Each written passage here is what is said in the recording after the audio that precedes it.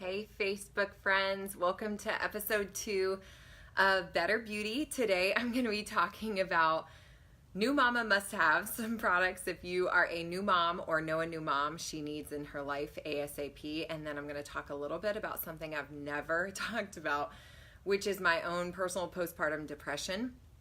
And I'm finding out I'm not alone. So thanks for showing up with me in a moment that I'm being totally vulnerable, because I have never talked about it really with anybody but my friends and family. So actually my chest is like a little nervous, but I just hope that this blesses and encourages someone else. So let's talk about those must-have Mary Kay beauty products for new mamas that they need ASAP in their life. So when you're a new mom, you're beyond exhausted. And you need some, first of all, eye pampering products, because you look at yourself and you go, I am not sure who I'm seeing in my reflection. And it's usually because your eyes look like a raccoon. And so the very first product that I give to all my mama friends who are having babies is this soothing eye gel. And the soothing eye gel actually has witch hazel in it. You can keep it in your refrigerator. It's got like cucumber extracts in it, and you'll see it's a little pot. I keep this in my refrigerator to keep it really cool, and you just pat it on your eyes, and it really helps with puffiness. So if you're a new mama or know a new mama, this is my #1 product. Like, if I could recommend anything, she needs this in like such a big and bad way, to give her this Indulge Soothing Eye Gel. Again, I used to, and still do, put it on like 3 times when I was like super puffy. So if you drink too much, you cried too much, you had no sleep because you had a new baby, you need an Indulge Soothing Eye Gel.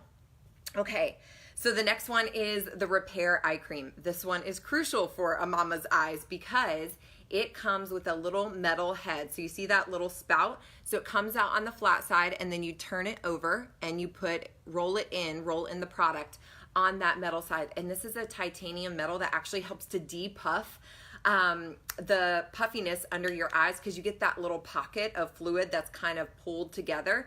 And so because it's titanium metal, that actually is going to help depuff that mama's eyes, and she needs this. And of course it's going to help with dark circles, crepiness. Y'all, 98% of women who use this, 98%, that means 2 out of 100 did not find it to be true, but 98% of women say that they have less puffy eyes from using this one time. So it's kind of worth it.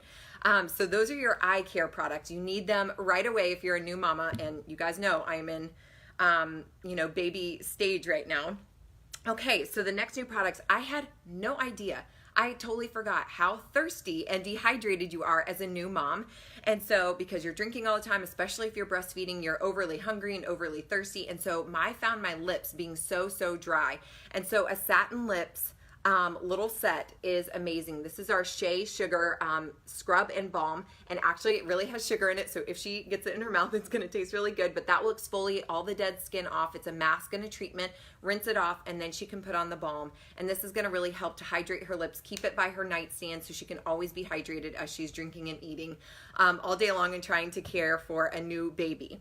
Okay, the next thing is the condition of a woman's skin. Holy cow. Again, I had no idea how tired. Oh my gosh, she said I eat like a teenage boy right now. I could not believe it. I was hungrier breastfeeding than I was pregnant. And I thought everyone said you had like these pregnancy cravings. Well, I had breastfeeding and new mom cravings and major hunger.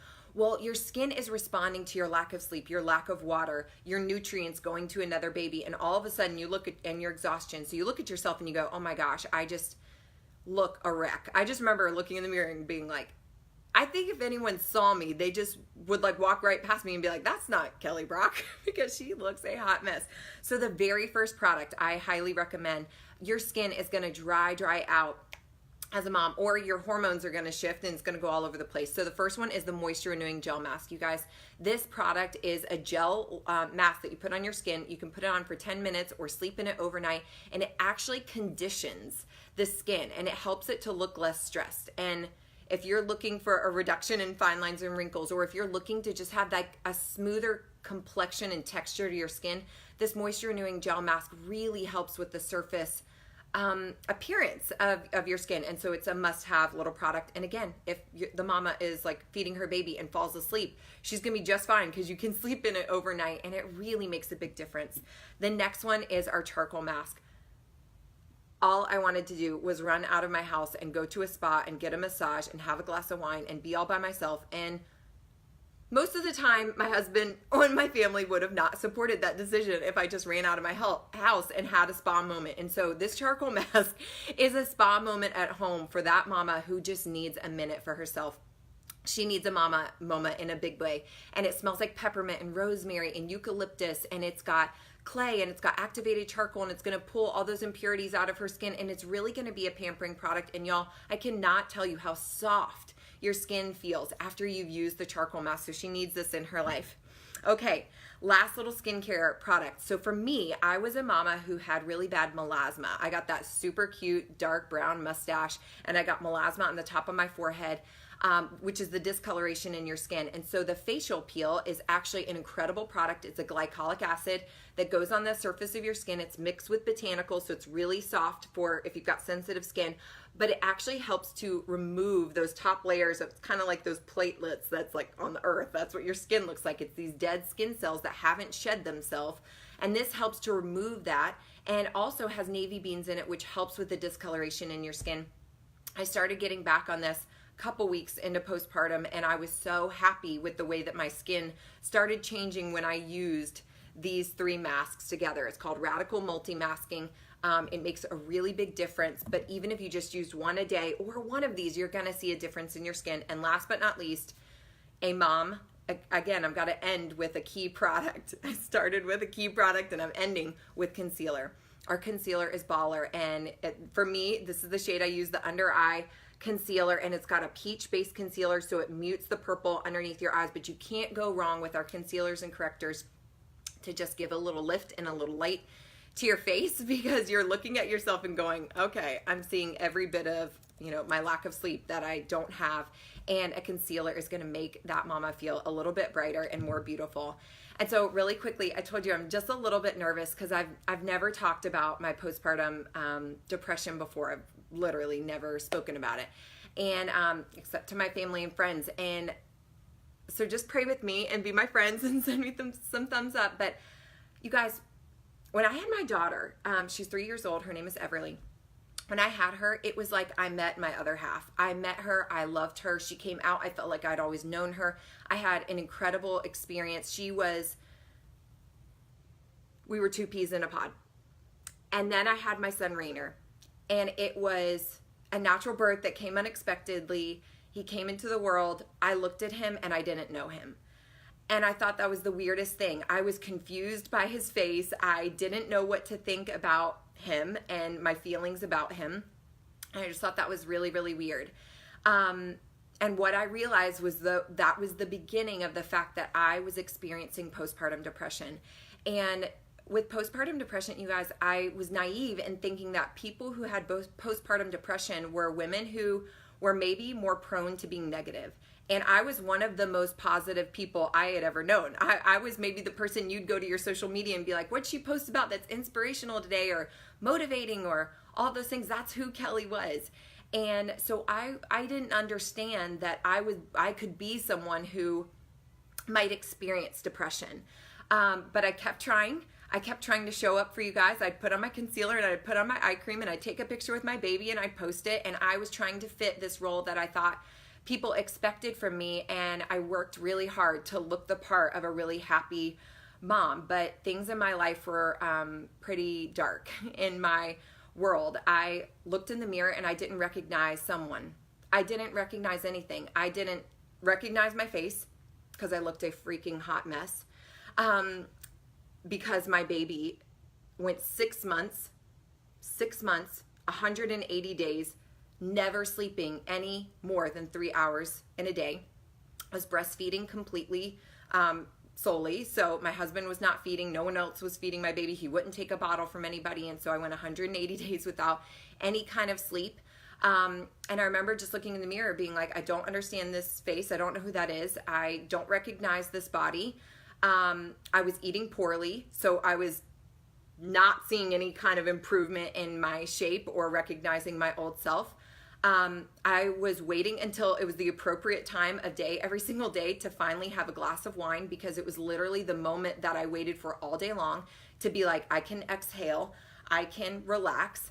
And I'm not a big drinker, but it was like my moment every single day to be like, my 2-year-old's done crying. My husband just walked in the door. I can hand him the baby and I'm just going to go sit somewhere and be by myself. And I wasn't succeeding in my career. And you guys know I'm ambitious and I love my customers and I love my team members. And I couldn't show up for them well. And I wasn't achieving and I wasn't on the scoreboard and I wasn't seeing old Kelly anywhere.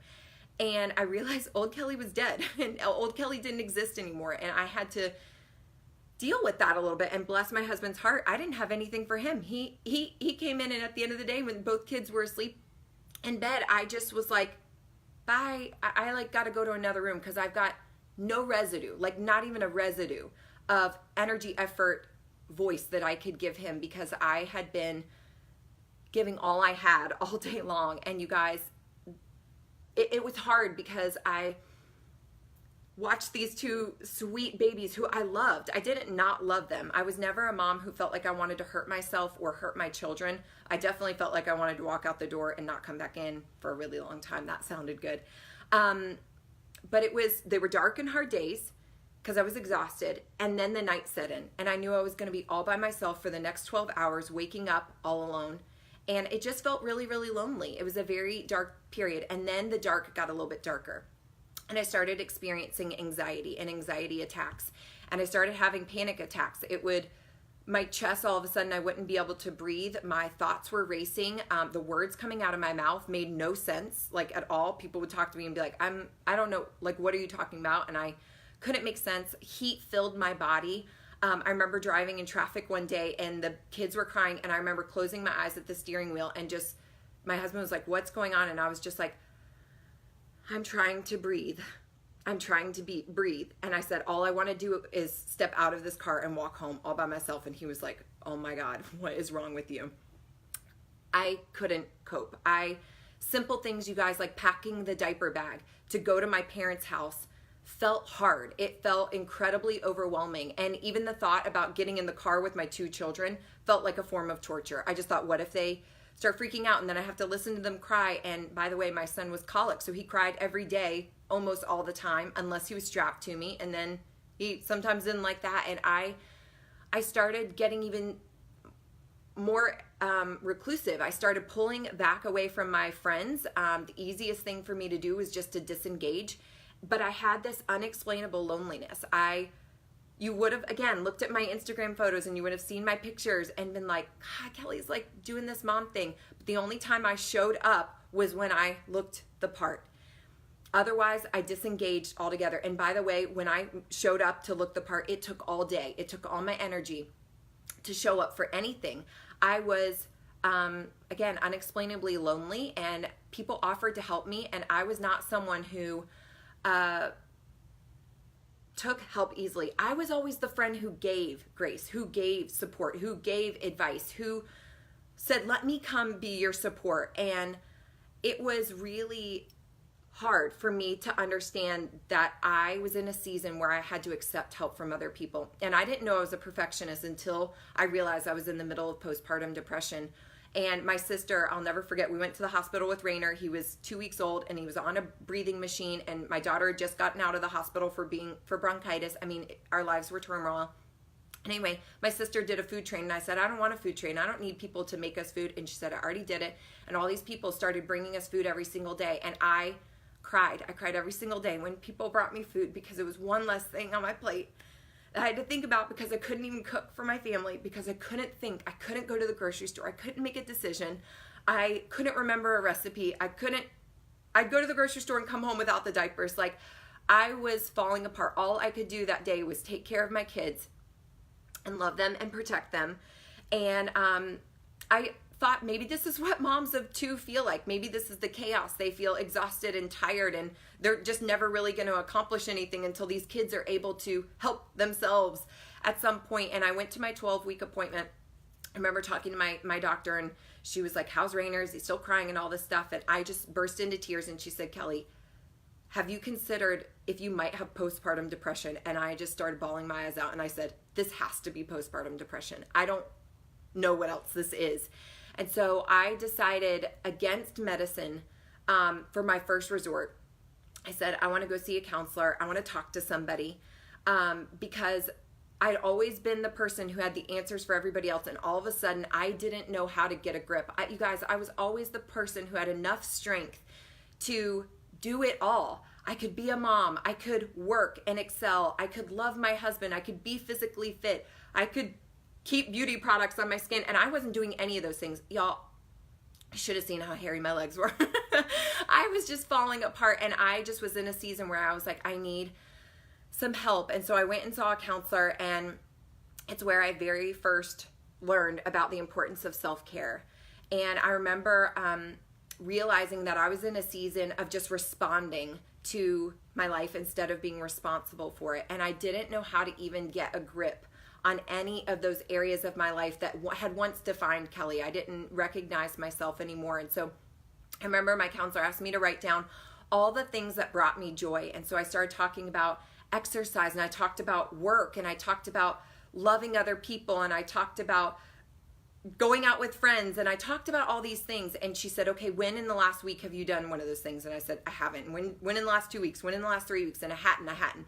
And she said, you've got to find a way to include these in your life. And I started crying even further. And I said, there's no way I'm spending my whole day, loving these kids and how will I even fit any of these things? And she said, Kelly, pull out a calendar. And she said, if you knew in 2 weeks you're going to get a date with your girlfriends, and if you knew at least twice this week you could fit in physical fitness, and if you knew at least twice this week you could fit in quiet time with God, that's going to make a difference. Even if it's not every day at first, it's going to matter that it's on your calendar. And I slowly started finding a way to fit in the things that helped me be me and make me whole again. Because you can't give away what you do not possess. And I couldn't give my family joy. I couldn't give my family good love. I couldn't be patient. I couldn't be any of those things without them. And so I just wanted to encourage you that if you're someone who has experienced postpartum depression, here were some of the things that helped me. Number one, my faith. I leaned deeply into my church. I leaned deeply into my quiet time. I leaned deeply into journaling so that I could figure out what I felt and allow God to give me some answers and the Holy Spirit to just consume me. And it was really the biggest thing. I asked my friends for prayer. I went to my circle of influence. I went to my husband, I went to my girlfriends, and I said, I just want to let you know I'm deeply in this. This is real for me. And sometimes I just might need to text you and say, I need you to pray for me because I'm having a moment and I'm trying to work through it. And they did. I started exercising again, and sometimes it wasn't pretty, and I still felt fat, and I still sucked at my workouts when I was used to being an achiever. And I just said, I'm just going to show up. I'm just going to show up because it's going to count. And then I started really communicating with my husband and letting him know how deeply I was feeling about things so that he could be my partner. Because you guys, I always showed up. I'm not trying to toot my own horn, but I'm a strong woman. And so he could have always before expected me to get all the stuff, to do the dishes, to do the food, to take care of the kids. And I couldn't anymore. I had to rely on him. I needed him to understand. I needed him in a new and different way. And that was important for our relationship. And you guys, these 2 books I'm just about to share with you, they changed my life. They changed my life. I've posted and talked about these. I give these to every single new mom. You need to give this to your girlfriend. The very first one is called The Gifts of Imperfection. I could cry because I've already read it twice. I've marked it up like you would not believe. I started learning about giving myself grace and how afraid I was of being a perfectionist, and shame, and about being imperfect, and accepting care from other people, and understanding that everyone is requiring grace, and I need to first accept it in me in order to give it to other people. And I'd never accepted my own imperfections, even though I felt like I was loving other people well. And this book I cannot recommend enough. I don't care if you're a mom or not. If you're a human being and you want to love yourself more, if you want to be more wholehearted, you need this book. And then the second book, I'm still finishing it right now. It's Brene Brown is the author of both of these books, but you need to read this one first, Gifts of Imperfection, Daring Greatly. And this is teaching you about the power of vulnerability. And this is a moment right now where I'm showing up to be vulnerable and tell you I'm not perfect. I'm not okay. I'm getting better. I'm doing my best, and it's enough. Showing up for today, I have literally had to lay my head down at night and just say, I showed up, and that counts. My list every single day is beyond getting done. My business, my goals, my family, my fitness, my whatever it is are far from where I've wanted them to be. But I've had to stop being a perfectionist and stop being an achiever and accept grace from myself first. And so I highly recommend these. You guys, lastly, the last thing that I did that really helped me was I stopped looking at this season. I didn't want to sit in my depression. So when I told my doctor, I said, yes, I think I do have postpartum depression, but I don't want to accept that about me. I want to work it out of me. I didn't want to be someone who's just like, well, I'm just sad now, so you guys can just all expect that from me. That's not who I am. I wanted to move forward. And so I started looking at this as a season of growth, and what was God trying to teach me in this season, and what could I learn? And the last thing I'll leave you with is I heard a quote one time. It said, it doesn't matter if your glass is half empty or half full. It doesn't matter if your glass is half empty or half full if you have a pitcher nearby to refill it. And that is what self-care has been for me. That is what, hey baby, that's what friends have been for me. That's what my faith has been for me. That's what my children have been for me. That's what my support has been for me. They are my pitcher who's continuing to fill me back up. So it doesn't matter if you're in a season of glass half full or empty. Who are your pitchers that are nearby to love you well, to give you grace, to give you space to be vulnerable, and to hopefully make you a better version of yourself. So thanks for staying tuned with me. If you know a new mom, share this with her. You may not know if she is dealing with postpartum depression, but I pray that she's got a support system. And my last little piece of advice would just be show up for your friends who are new moms. Don't ask them what you can do for them. Just show up, because if they're like me, they won't have a clue what they need, and they won't know how to ask you to help them. So do you want to say goodbye? Goodbye. Say have a great day. Have a great day. All right. Thanks, guys. We're going to Vivi and Papa's. We're going to go to Vivi and Papa's now. We're going to go see our grandparents. So thanks, guys. I hope this encouraged you, and this is a way that we can show up better every day. Love you guys. Bye.